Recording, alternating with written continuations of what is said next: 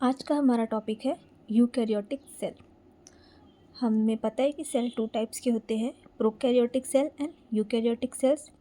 Prokaryotic cells के बारे में हम पढ़ चुके हैं। आज का हमारा टॉपिक है यूकैरियोटिक सेल। यूकैरियोटिक सेल जो है ये भी दो वर्ड से मिलकर बना हुआ है, यू एंड कैरियोटिक। यू का मीनिंग होता है ट्रू एंड जो कैरियोटिक है वो कैरियन वर्ड से लिया गया है जिसका मीनिंग होता है न्यूक्लियस। प्रोकैरियोटिक भी दो वर्ड से मिलकर बना हुआ था, प्रो एंड कैरियोटिक। प्रो का मीनिंग क्या था, प्रिमिटिव या प्री, और कैरियोटिक किस वर्ड से लिया गया है, कैरियन से, जिसका मीनिंग होता है न्यूक्लियस। प्रोकैरियोटिक में हमने पढ़ा था कि ऐसे सेल जिसके पास प्रिमिटिव टाइप न्यूक्लियस प्रेजेंट होते हैं या ऐसे सेल्स जिसमें न्यूक्लियस प्रॉपर नहीं बन पाते उसे हम क्या बोलते थे, प्रोकैरियोटिक सेल्स। यूकैरियोटिक सेल्स में क्या होता है, यहाँ पे यू का मीनिंग क्या बताई मैंने, ट्रू।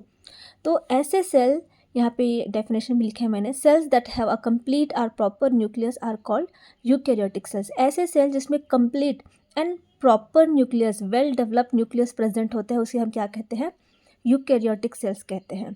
प्रोकैरियोटिक सेल्स में न्यूक्लियस एब्सेंट होता है या प्रिमिटिव टाइप होते हैं, और यूकैरियोटिक सेल्स में क्या होता है, एक complete and proper nucleus present होते हैं। ये एक बहुत ही मुख्य अंतर होता है प्रोकैरियोटिक एंड यूकैरियोटिक सेल्स में। सेकेंड लाइन हम देखते हैं, these cells are very advanced as compared to prokaryotic cell. जो यूकैरियोटिक सेल होता है वो प्रोकैरियोटिक सेल्स के कंपेयर में ज़्यादा एडवांस होता है। जब लाइफ का ओरिजिन हुआ था अर्थ में तो सबसे पहले सेल कौन सा बना था, प्रोकैरियोटिक सेल बना था, क्योंकि वो प्रिमिटिव सेल है, आद्य सेल है। सबसे क्या पहले क्या बना था, प्रोकैरियोटिक सेल बना था। प्रोकैरियोटिक सेल ही आगे चलकर एडवांस होकर साइज में बड़ा होकर कौन सा सेल बनाता है, यूकैरियोटिक सेल। इसीलिए जो हमारा यूकैरियोटिक सेल है वो प्रोकैरियोटिक सेल के कंपेयर में ज़्यादा एडवांस होता है। Eukaryotic cells are larger than prokaryotic sales.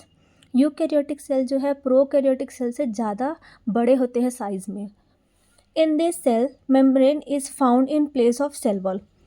इसमें क्या होता है, यूकैरियोटिक में सेल वॉल की जगह क्या प्रेजेंट होती है, सेल मेम्ब्रेन प्रेजेंट होती है। प्रोकैरियोटिक में क्या होता था, सेल वॉल प्रेजेंट होता था सबसे आउटर लेयर में। इसमें सेल वॉल प्रेजेंट नहीं होता, यूकैरियोटिक में क्या प्रेजेंट होता है, सेल मेम्ब्रेन प्रेजेंट होता है। Cell organelles are present in the cytoplasm. जो सेल मेम्ब्रेन है उसके अंदर क्या प्रेजेंट होते हैं, साइटोप्लाज्म, और उस साइटोप्लाज्म में सेल ऑर्गेनल्स प्रेजेंट होते हैं। हम अगर प्रोकैरियोटिक की बात करें तो प्रोकैरियोटिक सेल में बहुत सारे सेल ऑर्गेनल्स जो है एब्सेंट होते हैं, उसमें सेल ऑर्गेनल्स प्रेजेंट नहीं होते। बट यूकैरियोटिक सेल में सेल ऑर्गेनल्स प्रेजेंट होते हैं साइटोप्लाज्म के अंदर। अगर मैं डायग्राम की बात करूं तो ये हमारा यूकैरियोटिक सेल का डायग्राम है। ये एक एनिमल सेल है जिसमें आपको बहुत सारे सेल ऑर्गेनल्स दिख रहे होंगे, जैसे कि endoplasmic reticulum, lysosome, Golgi body, mitochondria. तो ये सारे सेल ऑर्गेनल्स प्रोकैरियोटिक में क्या थे, एब्सेंट थे, बट यूकैरियोटिक सेल में ये प्रेजेंट होते हैं। हम इस स्ट्रक्चर को डिटेल स्टडी करेंगे, एक एक करके हम देखेंगे। तो सबसे पहले हम देखते हैं कि इसमें कौन कौन से हमको सेल ऑर्गेनल्स पढ़ना है। तो सबसे पहले हम सेल मेम्ब्रेन के बारे में पढ़ेंगे जो कि यूकैरियोटिक सेल की सबसे आउटर लेयर है। फिर हम देखेंगे साइटोप्लाज्म। सेल मेम्ब्रेन के अंदर साइटोप्लाज्म भरा रहता है तो हम साइटोप्लाज्म देखेंगे। साइटोप्लाज्म में बीच में सेल के सेंटर में प्रेजेंट होता है न्यूक्लियस। न्यूक्लियस के बारे में हम पढ़ेंगे। फिर आ जाएंगे हम सारे सेल ऑर्गेनल्स। ये सारे क्या है, सेल ऑर्गेनल्स है, जैसे mitochondria, endoplasmic reticulum, Golgi body, ribosome and lysosome. एक एक करके देखते हैं। सबसे पहले हम देखेंगे सेल मेम्ब्रेन के बारे में। तो अगर हम डायग्राम में देखें तो आपको सेल मेम्ब्रेन नज़र आ रहा होगा। जो हमारा ये सेल है, सेल के सबसे आउटर लेयर जो होता है वो क्या होता है, हमारा सेल मेम्ब्रेन।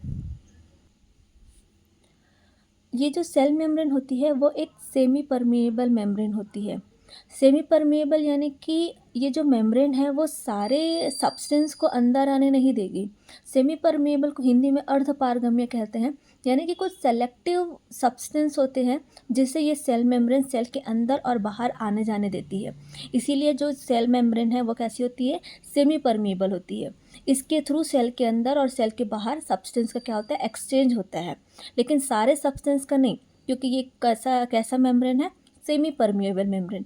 अगर यहीं पे अगर ये परमिएबल मेम्ब्रेन होता तो ये सारे सब्सटेंस को सेल के अंदर और सेल के बाहर क्या करती, एक्सचेंज करती।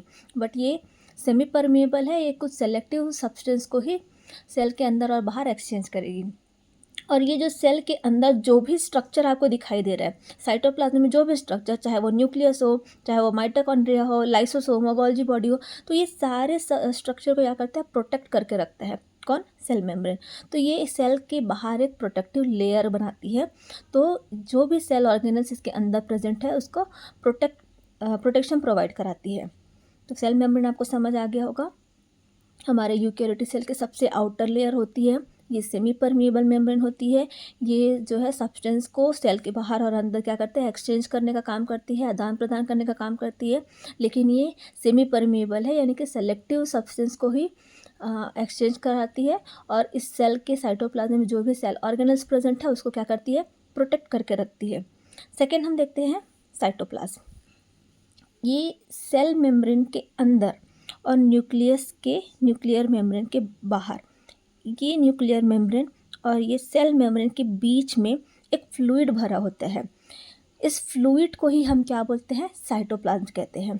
तो न्यूक्लियस के सराउंडिंग में और सेल मेम्ब्रेन और न्यूक्लियस के बीच में एक फ्लूइड प्रेजेंट होता है, इस फ्लूइड को ही साइटोप्लाज्म कहते हैं।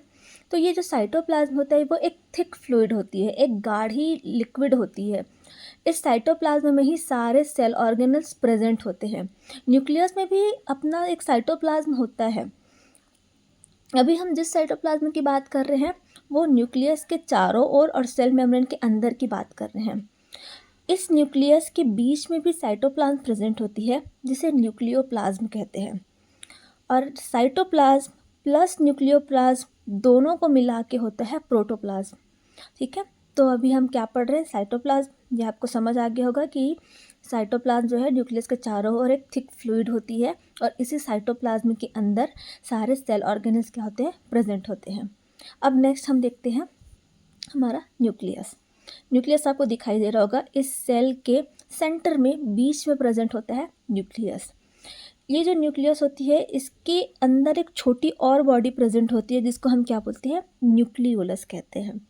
तो ये जो न्यूक्लियस है, इस न्यूक्लियस में क्या प्रेजेंट होती है, डीएनए प्रेजेंट होती है। डीएनए क्या होता है, एक जेनेटिक मटेरियल है। तो ये क्या करते हैं, जो न्यूक्लियस है वो बहुत इंपॉर्टेंट रोल प्ले करता है सेल के अंदर। ये सारे जेनेटिक मटेरियल जो भी हमारे डीएनए है वो न्यूक्लियस में प्रेजेंट होती है। इसीलिए न्यूक्लियस को हेड ऑफ द सेल कहते हैं। ये सेल का हेड होता है। एक और नाम से जाना जाता है न्यूक्लियस को, कंट्रोल रूम। न्यूक्लियस को ही control room of the cell कहा जाता है, क्योंकि इस सेल के अंदर जो भी मेटाबॉलिक एक्टिविटी होगी, जो भी सेल ऑर्गेनल्स अपना अपना जो भी काम करेंगी, इस सारे सेल की एक्टिविटी को कौन कंट्रोल करता है, न्यूक्लियस कंट्रोल करती है। इसीलिए न्यूक्लियस को सेल का क्या बोलते हैं, कंट्रोल रूम भी कहते हैं। तो ये न्यूक्लियस का रोल आपको समझ में आ गया होगा। ये सेल का सबसे इम्पॉर्टेंट पार्ट होता है। एक कंट्रोल रूम होता है जो कि सारी एक्टिविटी को कंट्रोल करता है। यहीं पे आपको न्यूक्लियस के अंदर ये एक छोटी बॉडी दिखाई दे रही होगी जिसका नाम क्या है, न्यूक्लियोलस। तो न्यूक्लियोलस का क्या काम होता है, तो जो प्रोटीन सेल को चाहिए होती है, तो प्रोटीन बनाने के लिए हमको जो जो कंपोनेंट्स चाहिए उसका मैन्युफैक्चर करता है। मतलब प्रोटीन बनाने के लिए जो जो हमको कंपोनेंट्स चाहिए उसको बनाने का काम कौन करता है, न्यूक्लियोलस करता है।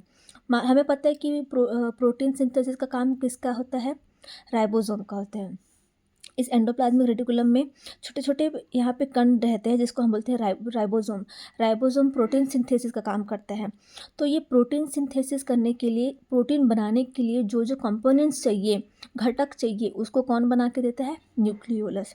ये न्यूक्लियोलस प्रोटीन के कंपोनेंट्स को बनाते हैं और उन कंपोनेंट्स के थ्रू राइबोसोम प्रोटीन सिंथेसिस का काम करता है। तो ये आपको समझ आ गया होगा। क्या क्या हमने देख लिया, सेल मेम्ब्रेन, साइटोप्लाज्म हमने देख लिया, न्यूक्लियस हमने देख लिया और न्यूक्लियोलस भी हमने पढ़ लिया। अब आते हैं हम सारे सेल ऑर्गेनल्स के बारे में। सबसे पहले हम सेल ऑर्गेनल्स में क्या देखते हैं, माइटोकॉन्ड्रिया। जो माइटोकॉन्ड्रिया होती है उसको सेल का पावर हाउस भी कहते हैं। सेल का पावर हाउस क्यों बोलते हैं, क्योंकि सेल को जो भी एनर्जी चाहिए होती है अपनी मेटाबॉलिक एक्टिविटी को कंप्लीट करने के लिए, वो एनर्जी कहाँ से मिलता है, माइटोकॉन्ड्रिया से। माइटोकॉन्ड्रिया जो है एनर्जी प्रोड्यूस करती है किस फॉर्म में, एटीपी के फॉर्म में। तो सारे सेल को अपनी एक्टिविटी कंप्लीट, अब किसी की भी बात हो, अगर हम अपनी ही बात करें तो हम अपनी दिन भर में जो भी हम काम करते हैं, तो हम उन सभी काम को करने के लिए हमको क्या चाहिए रहता है, एनर्जी चाहिए रहता है। बिना एनर्जी हम कोई काम कर सकते क्या, नहीं कर सकते। तो उसी प्रकार इस सेल को जो भी काम करना है, जो भी एक्टिविटी करनी है, तो उसके लिए भी उसको एनर्जी चाहिए। वो एनर्जी कौन प्रोवाइड कराता है, माइटोकॉन्ड्रिया प्रोवाइड कराता है। किस फॉर्म में, एटीपी के फॉर्म में। इसीलिए माइटोकॉन्ड्रिया को क्या कहते हैं, power house of the cell कहते हैं। नेक्स्ट हम सेल ऑर्गेनल्स देखते हैं। Endoplasmic reticulum. जो एंडोप्लाज्मिक रेटिकुलम होता है वो सेल के न्यूक्लियस से अटैच होती है। आपको दिखाई दे रहा होगा ये न्यूक्लियर मेम्ब्रेन है। तो जो एंडोप्लाज्मिक रेटिकुलम है वो न्यूक्लियर मेम्ब्रेन से अटैच होती है।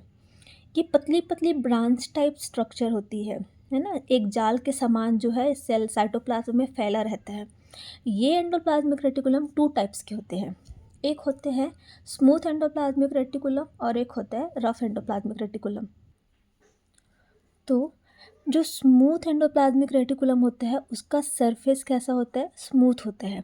इसके सरफेस में आपको कोई ऐसा स्ट्रक्चर दिखाई नहीं देगा, इसका सरफेस स्मूथ होता है, तो हम इसको बोलते हैं smooth endoplasmic reticulum. Rough endoplasmic reticulum में क्या होता है, उसके सरफेस में ये छोटे छोटे ऐसा स्ट्रक्चर प्रेजेंट होता है जो कि होता है राइबोसोम्स। तो उसके सरफेस में राइबोसोम्स प्रेजेंट होते हैं जिसके कारण उसका सरफेस रफ हो जाता है, इसीलिए उसको हम क्या बोलते हैं, रफ एंडोप्लाज्मिक रेटिकुलम। तो समझ आ गया एंडोप्लाज्मिक रेटिकुलम कितने टाइप्स के होते हैं, 2 टाइप्स के। स्मूथ एंडोप्लाज्मिक रेटिकुलम जिसका सरफेस स्मूथ होता है, रफ एंडोप्लाज्मिक रेटिकुलम जिसका सरफेस कैसा होता है, रफ होता है, और उसके सरफेस में क्या प्रेजेंट होता है, राइबोसोम्स प्रेजेंट होते हैं। तो जो रफ एंडोप्लाज्मिक रेटिकुलम है जिसके सरफेस में राइबोसोम्स प्रेजेंट है, राइबोसोम क्या करते हैं, प्रोटीन सिंथेसिस का काम करते हैं, प्रोटीन प्रोड्यूस करते हैं। राइबोसोम को प्रोटीन फैक्ट्री भी कहते हैं इसीलिए। तो ये राइबोसोम जो प्रोटीन सिंथेसिस कर रहा है या प्रोटीन प्रोड्यूस कर रहा है, उस प्रोटीन को एंडोप्लाज्मिक रेटिकुलम क्या करते हैं, उस प्रोटीन को ट्रांसपोर्ट करने का काम करता है। सेल के जिस हिस्से में प्रोटीन चाहिए, तो क्या करता है एंडोप्लाज्मिक रेटिकुलम, राइबोसोम द्वारा बनाए गए प्रोटीन को ट्रांसपोर्ट करता है सेल के जिस हिस्से में ज़रूरत होती है वहाँ। तो ये समझ आ गया, राइबोसोम प्रोटीन बनाएगा, एंडोप्लाज्मिक रेटिकुलम उस प्रोटीन को ट्रांसपोर्ट करने का काम करेगा। नेक्स्ट हम देखते हैं गोल्जी बॉडी। ये आपको जो दिखाई दे रहा है वो क्या है, Golgi body. Golgi body protein को क्या करता है, रिसीव करता है। एंडोप्लाज्मिक रेटिकुलम क्या किया था, प्रोटीन को ट्रांसपोर्ट किया था, उस प्रोटीन को कौन रिसीव करेगा, गोल्जी बॉडी रिसीव करेगा। अब उस प्रोटीन को रिसीव करता है, प्रोटीन की पैकिंग करेगा और उसको मॉडिफाई करेगा। यानी कि क्या हुआ, एंडोप्लाज्मिक रेटिकुलम प्रोटीन को ट्रांसपोर्ट किया, गोल्जी बॉडी उस प्रोटीन को रिसीव किया, प्रोटीन की पैकिंग करेगा, मॉडिफाई करेगा, और सेल के जिस हिस्से में प्रोटीन की नीड है, प्रोटीन की ज़रूरत है, वहाँ पे क्या करेगा, प्रोटीन को पहुँचाता है। इसीलिए गोल्जी बॉडी को पोस्ट ऑफिस भी कहते हैं। क्या करते हैं, क्या बोलते हैं इसको, पोस्ट ऑफिस कहते हैं। क्यों, क्योंकि ये क्या कर रहा है, प्रोटीन को रिसीव कर रहा है, उसकी पैकिंग कर रहा है, और सेल के जिस हिस्से में प्रोटीन की ज़रूरत है वहाँ पे जाके पहुँचा रहा है। इसीलिए हम इसको क्या बोलते हैं, post office of the cell कहते हैं। नेक्स्ट हम सेल ऑर्गेनल्स देखते हैं। लाइसोसोम। ये आपको छोटे छोटे आपको स्ट्रक्चर दिखाई दे रही है, वो क्या है, लाइसोसोम। लाइसोसोम को सुसाइडल बैग भी बोलते हैं। क्यों इसको सुसाइडल बैग कहते हैं, क्योंकि ये सेल को डाइजेस्ट कर लेता है, खा जाता है। जब सेल की डेथ हो जाती है या सेल ख़राब हो जाता है, उस टाइम पे जो लाइसोसोम होता है वो क्या करता है, सेल को खा जाता है।